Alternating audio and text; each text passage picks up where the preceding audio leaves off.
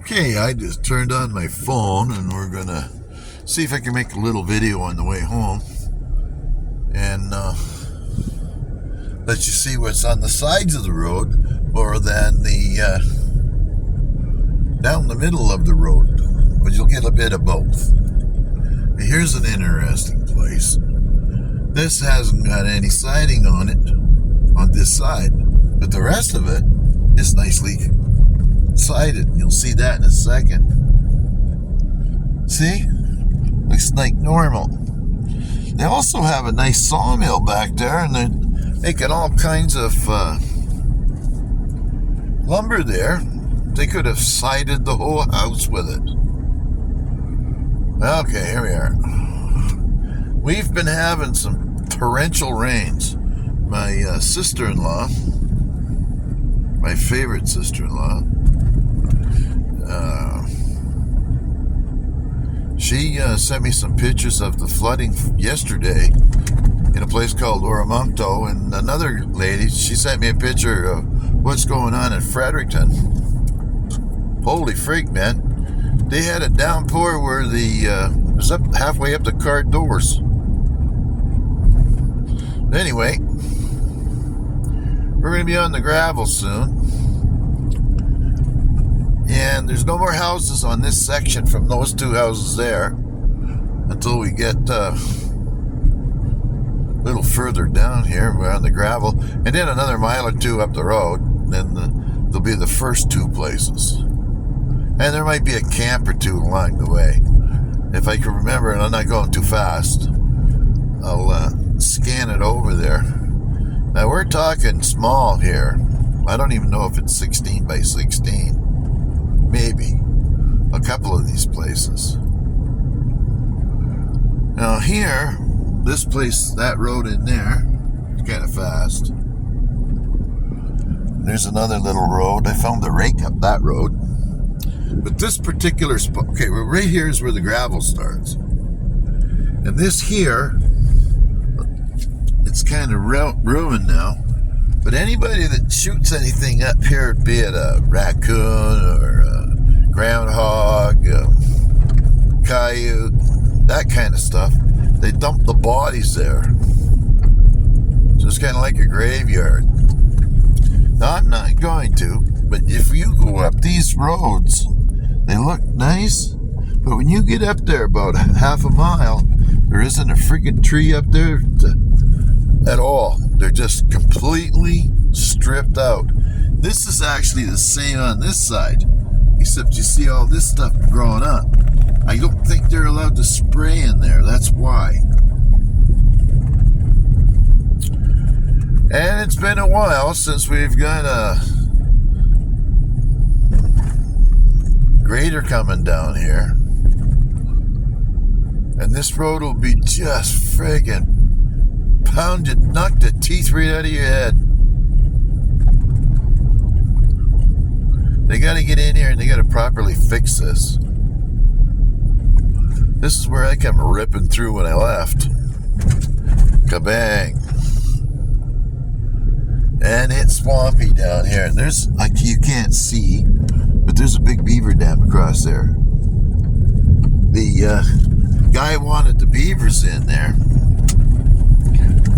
for some reason for his small farm. Now here's the beginning of Dorn Ridge. It actually starts back a little bit. This is the flowers place. Not much there. And then here's the other neighbor. You can't see nothing in there. And here's one of these little camps I told you about. That one there is a little bigger. That's about, I don't know, 12 by 16 maybe. And that's it. There's no more houses. There's a few side roads along here.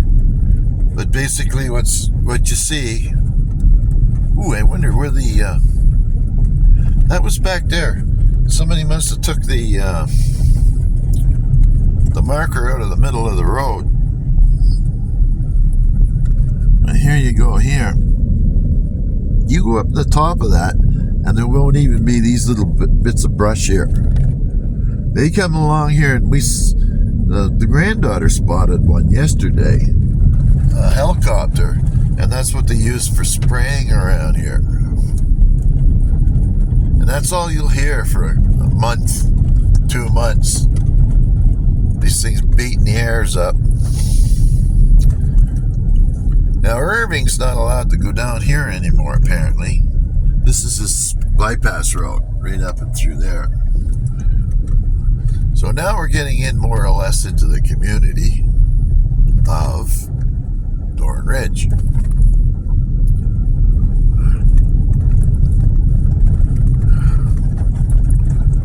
And this place here is interesting. You see there's a little bit of laundry left on the line. There's a mower there, and he plugs in the Christmas tree in the wintertime, but nobody lives there. And there's a light on in there. And this place here, this is where the family used to come out here in the summertime. And this would be, they've been coming out here for over 60 years, I guess, or close to it.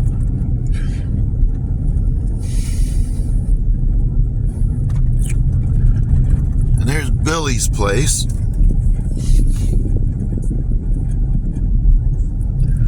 There's an interesting thing going on there, too. But it's Meredith, and he's the guy that's got the cows here, and he likes it when you don't go ripping down here.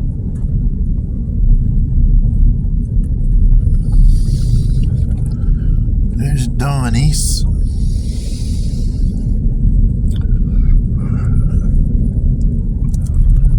Oh, he's hurting the old hand here.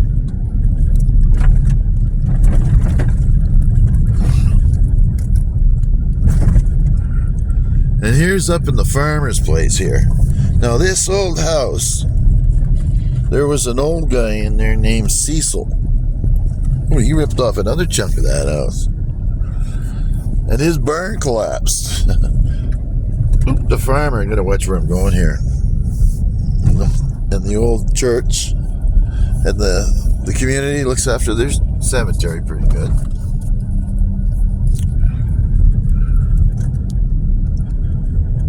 Anyway,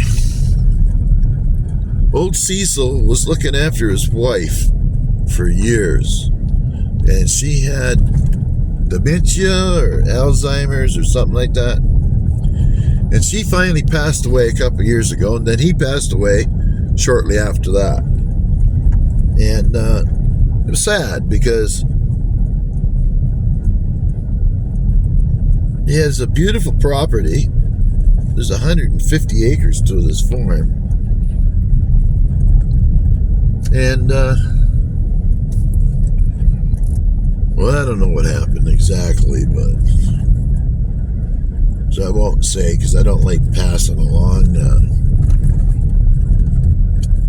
hearsay and half-truths and whatnot. That just gets you into a bunch of trouble. Now, we've had to come down here a couple of times to get my son's damn dog.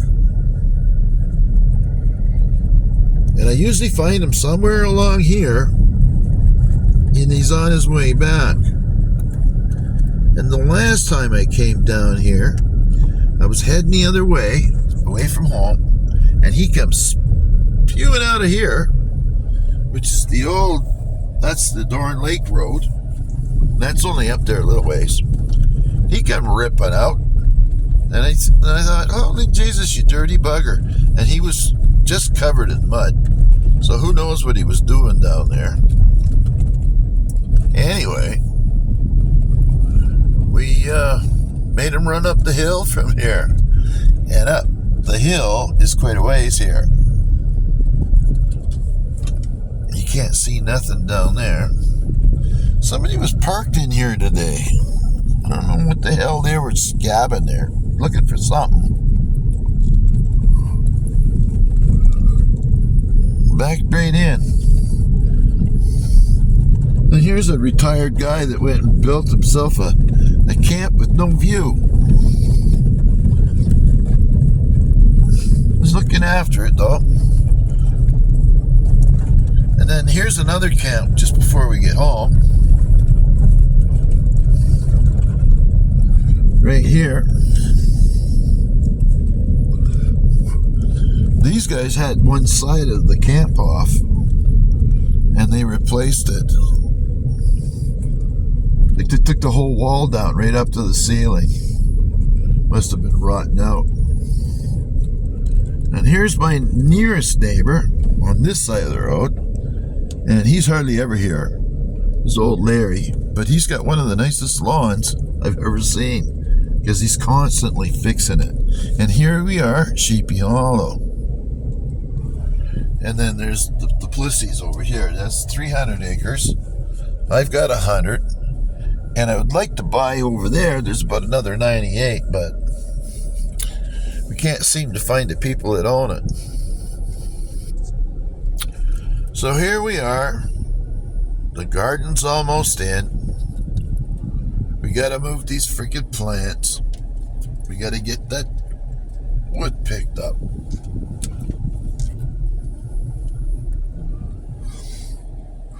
There's the grandson, Mr. Will. And with that note, I think we'll just call her a day. Oh, let's back up a little bit. His daddy and his girlfriend's coming. Pretty quick here. There he is.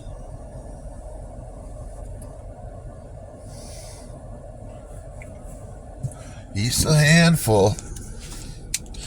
Okay. See you folks later. Bye-bye. Thanks for coming on this short trip.